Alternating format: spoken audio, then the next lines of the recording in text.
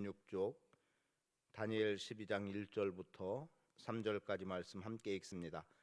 그때에 내 민족을 호위하는 큰 군주 미가엘이 일어날 것이요 또 환란이 있으리니 이는 개국이 이래로 그때까지 없던 환란일 것이며 그때에 네 백성 중 책에 기록된 모든 자가 구원을 받을 것이라. 땅의 티끌 가운데에서 자는 자 중에서 많은 사람이 깨어나 영생을 받는 자도 있겠고 수치를 당하여서 영원히 부끄러움을 당할 자도 있을 것이며 지혜 있는 자는 궁창의 빛과 같이 빛날 것이요 많은 사람을 옳은 대로 돌아오게 한 자는 별과 같이 영원토록 빛나리라. 아멘.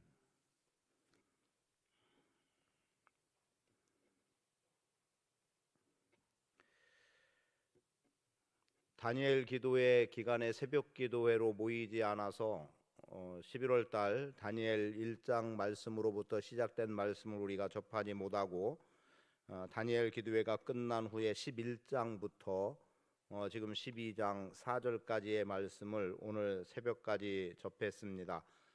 우리가 다니엘 말씀 속에서 여러 모양으로 보게 되는 것 가운데 하나는 다니엘이 뜻을 정하여 왕의 진미를 먹지 않았다. 그럼에도 불구하고 그들의 얼굴이, 다니엘을 포함한 그의 친구들의 얼굴이 왕의 진미를 먹는 사람들, 그들보다, 그 소년들보다 더 아름다움을 유지할 수 있었고, 그래서 그들은 왕의 진미로 여겨지는 우상에게 절을 했던, 우상을 숭배했던 음식이 그들에게 내려가게 되는데, 그것을 거절하고 하나님의 뜻 가운데 하나님 안에서 정결함을 유지하며 살아가는 삶의 모습, 그리고 또 그들에게는 하나님께서 지혜를 더해 주셨다는 것을 알게 됐고요.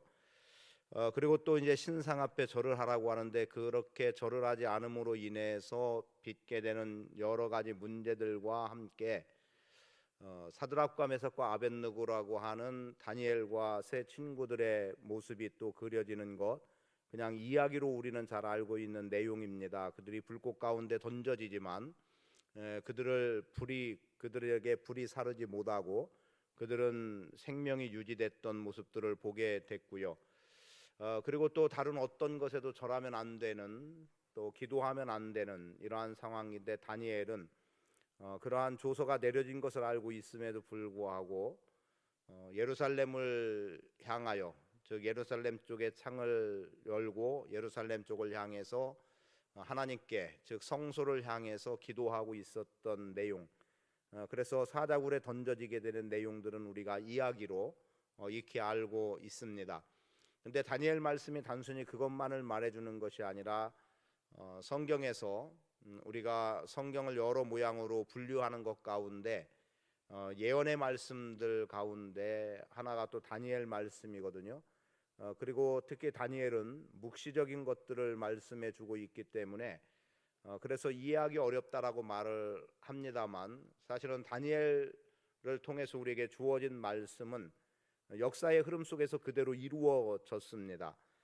그렇게 이루어지는 나라들이 유대 민족을 포로로 잡아갔던 바벨론, 그리고 바벨론 다음에 메데, 파사, 페르시아라고 그러죠. 그리고 그 다음에 헬라, 그 다음에 로마.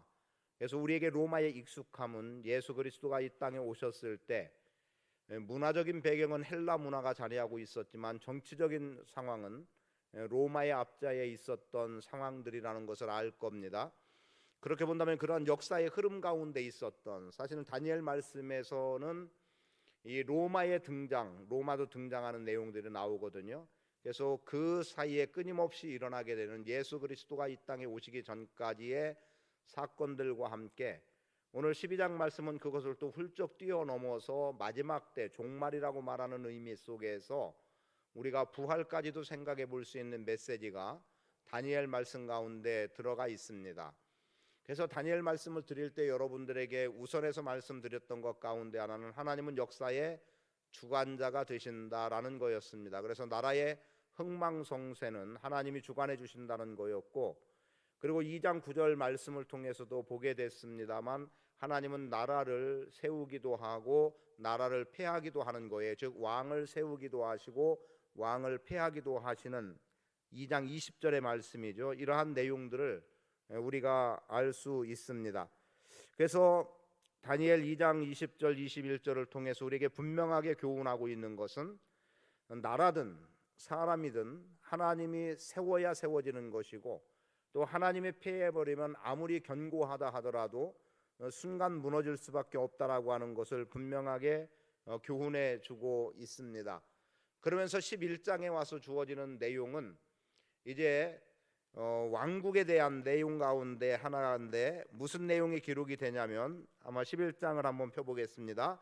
남방왕과 북방왕이라고 표현되어지는 남방왕과 북방왕의 끊임없는 전쟁의 역사를 그려내고 있습니다.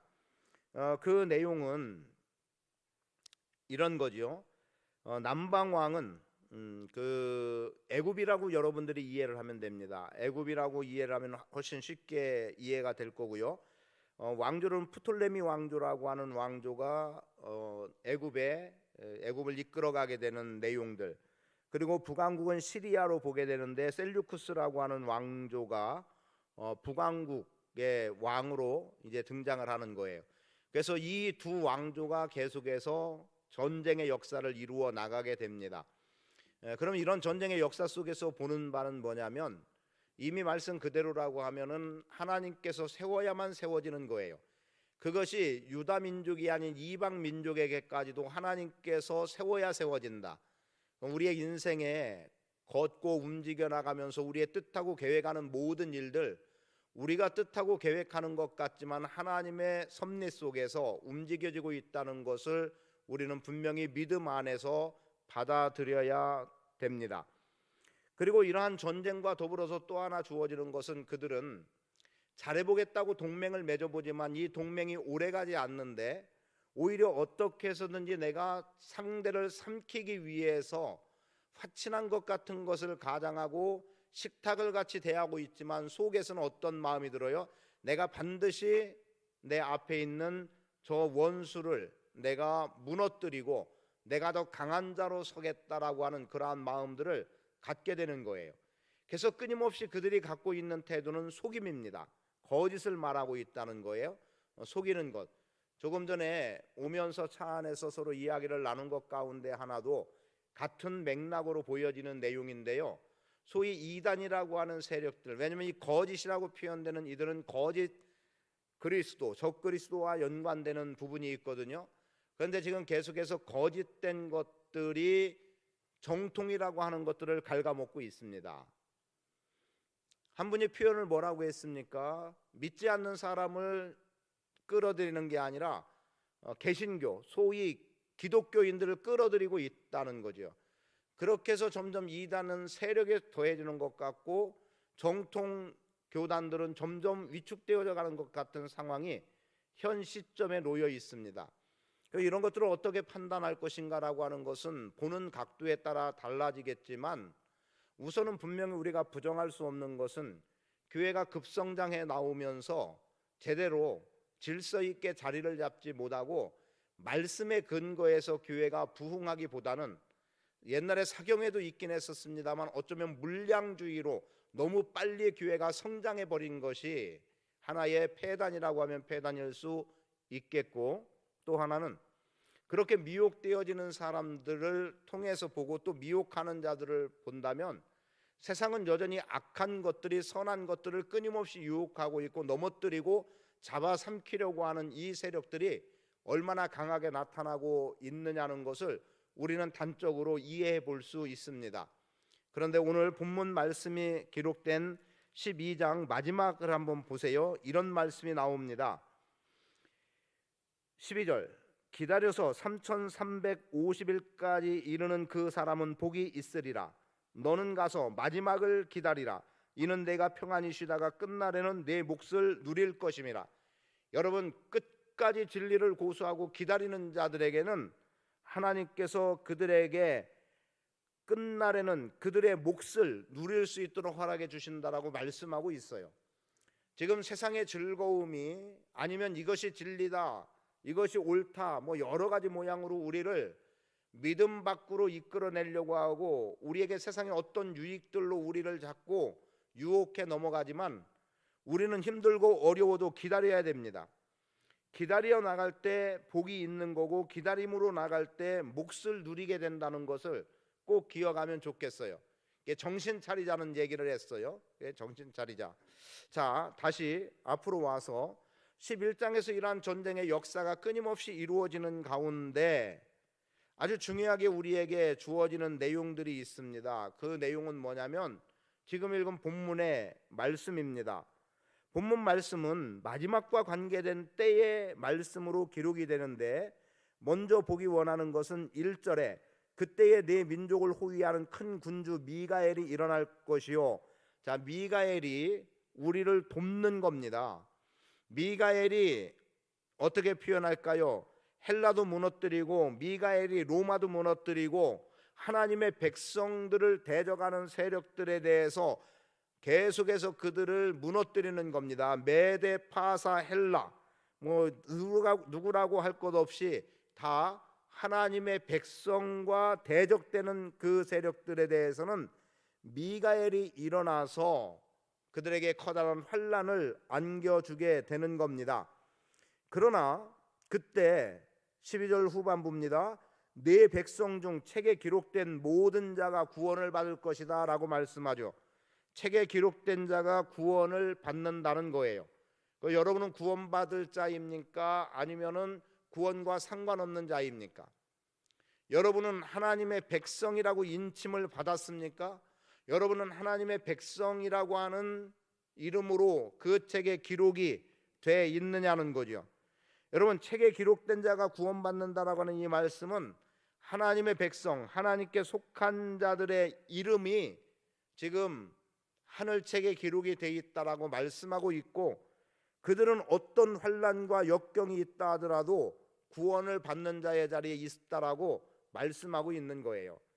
그러니까 여러분들은 예수 그리스도를 믿음으로 말미암아 구원받은 그 구원 가운데 확신하며 살아가고 하나님의 자녀라고 하는 분명한 믿음과 인식 속에서 살아갈 수 있기를 축복합니다.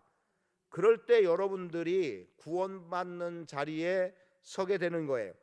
그리고 그 다음으로 주어지는 말씀이 뭐냐면 지혜 있는 자는 궁창의 빛과 같이 빛날 것이다. 많은 사람을 옳은 대로 돌아오게 한 자는 별과 같이 영원토록 빛날 것이라는 건데, 지혜 있는 자의 지혜는 여러 가지로 볼 수 있겠지만 저는 본문에서 가능한 축소시켜서 이 지혜 있는 자가 뭐냐? 많은 사람을 옳은 대로 돌아오게 하는 자가 지혜 있는 자입니다. 무슨 말이냐면 지금 우리가 이 세상을 살아가면서 중요하게 인식해야 될 부분들이 뭐냐면, 오늘 우리 안에 하나님께서 맡겨주신 사명, 또 주님이 갖고 있는 하나님의 비전이라고 표현하겠습니다. 하나님의 비전은 뭐냐? 열방이 구원에 이르는 겁니다. 천하 만민이 다 복을 누리는 거예요. 열방이 구원 얻는다라고 할 때 잃어버린 자를 찾아 나서기까지 나서시는 주님의 심정을 우리가 알아야 되고, 한 영혼을 천하보다 귀하게 여기고 그 영혼이 주님께 돌아오기를 원하는 것. 그렇다면 앞에 나와 있는 1절의 말씀에 책에 기록된 모든 자는 구원받은 여러분이라고 말한다면, 지금 많은 사람을 옳은 대로 돌아오게 하는 자는 여러분이 누군가를 옳은데, 그 옳은데가 뭡니까? 구원의 길이에요. 영생이라고 하는 길로 이끌어 들이는 자는 영원토록, 별과 같이 영원토록 빛이 난다라고 말씀하고 있습니다. 그렇게 볼 때 여러분들의 삶은 별과 같이 빛나는 인생이 되어야 하는 거죠. 빛과 같이 빛나는 인생이 되어야 하는 겁니다. 그 인생이 되기 위해서 우리가 가져야 되는 아주 중요한 태도는 사람을 옳은 대로 인도하겠다, 사람을 구원으로 인도하겠다, 사람을 영생의 길로 인도하겠다, 사람을 교회로 인도하겠다라고 하는 이 삶의 자리에 서는 겁니다. 오늘 시치가 있었는데요, 지방에 시치가 있었는데 제가 맡은 것은 맡은 부분에 대해서 이제 시치하는 과정에서 전도사와 목사가 대상자가 이제 시치를 받은 거예요. 전도사, 목사 대상자에게는 제가 2년이나 혹은 3년 전쯤에 분명하게 제시했던 것이 있었어요. 그 전도사가 지금 또 다시 이제 목사 안수 받겠다고 동시에 자리했는데, 혹시 전도사 실치 받을 때 내가 한 말을 기억하느냐라고 제가 물었었습니다. 그때 내준 과제가 있다. 그때 내준 과제가 뭐냐면 내가 전할 복음을 하나 만들으라는 거였습니다. 그렇다고 말 그대로 내 복음을 말하는 것이 아니라 내가 예수 그리스도의 복음을 어떻게 전할 것인가를 만들라는 거였어요. 그러한 과제를 주었었고, 그리고 오늘 또 5명인가 4명의 전도사들에 대해서는, 전도사 시치 받는 사람들에 대해서는 오늘 내가 시치하는 것은 여러분들에게는 하나의 그냥 과제로 주는 거다. 근데 이 과제가 다시 목사 안수 시치할 때 만나게 된다면 그때는 여러분들이 하나의 매뉴얼 또는 그냥 복음 전문을 여러분들이 만들어서 제출해야 된다라는 거였어요. 그런데 한 명이 제가 전도 훈련을 받은 적이 있느냐라고 했더니 받았다는 겁니다. 전도 훈련을 받았는데 그 받은 전도 훈련에 대해서 그래서 제가 물었어요. 그 전도에서 가장 중요하게 질문되어지는 것 2가지를 얘기해 봐라 그랬어요. 왜냐하면 그 복음을 전할 때 2가지의 질문부터 시작하거든요.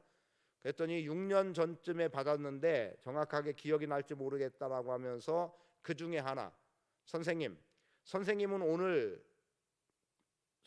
죽게 된다면 천국에 들어갈 준비가 돼 있습니까? 라는 거였습니다.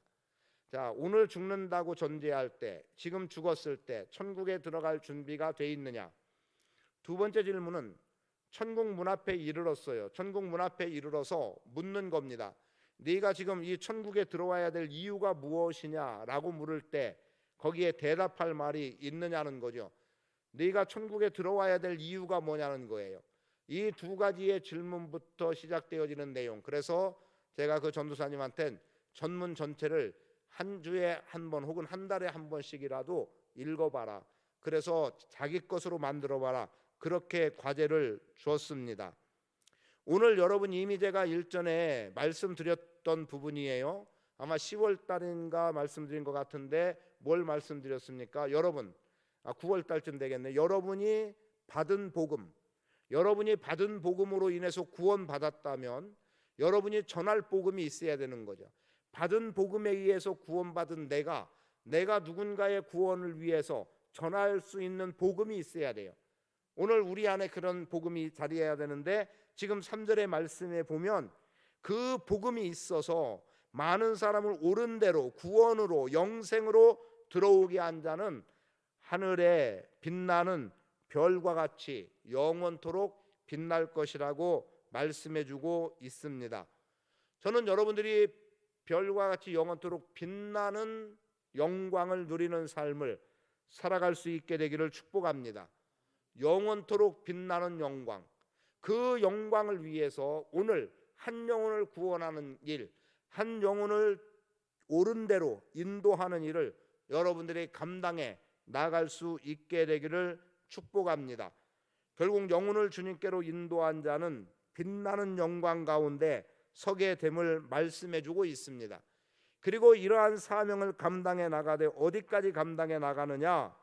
중간에 보면 이런 말씀들이 있습니다. 10절만 보겠습니다.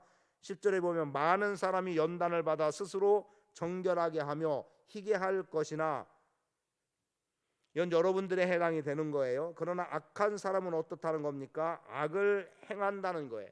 깨달음 없이 여전히 악을 행하고 악을 도모하며 사는 것이 지혜라고 여기며 사는 사람들이 있습니다. 그들의 결국은 멸망이라는 거예요.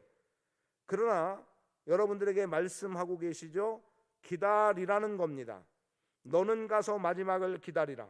여러분이 하늘의 별의 영광처럼 빛나는 영광을 경험하기 위해서는 많은 사람을 옳은 대로 돌아오게 하는 그 일을 끝까지 감당해 나가며 삶을 살라는 겁니다. 그런 가운데 마침내 여러분들이 받아 누릴 영광, 그 몫을 누리게 된다는 거죠. 그것은 더 말할 것도 없는 영생, 영원한 삶이 될 겁니다. 오늘 우리는 지금 살아가는 이 땅에서의 삶만이 삶이 아니라는 것, 이 땅의 삶으로 끝나는 인생이 아니라는 것을 꼭 기억해야 됩니다. 우리는 분명히 영원한 나라가 있고 영원한 생명이 있고 하나님의 영광 가운데 들어갈 때가 있음을 알고 기다림의 인생으로 사시기를 축복합니다. 주님 다시 오심에 대한 기다림도 있어야 할 것이고요, 하나님이 우리에게 베풀고자 하시는 그 복을 누리는에 대한 기다림도 있어야 될 것이고요, 그리고 내가 하나님 앞에 기도한 것에 응답이라는 의미 속에서의 기다림도 있어야 할 것입니다. 그래서 기다림의 인생으로 서시기를 바랍니다. 하나님이 반드시 여러분들의 구한 것, 여러분들이 바라는 것 응답으로 역사하실 것이고, 또 여러분들이 받아 누릴 몫을 누릴 때까지 우리가 기다림의 삶을 산다면 오늘 우리는 다 하나님 나라의 영광 가운데서 영원토록 빛나는, 영원토록 빛을 발하는 광채로 승리하는 인생으로 서게 될 줄 믿습니다. 자, 옆에 분들 축복해 주세요. 영원토록 빛나는 영광. 그냥 그 말만으로도 되겠죠. 영원토록 빛나는 영광. 그 영광이 여러분 삶 가운데 풍성하게 넘쳐나기를 축복합니다.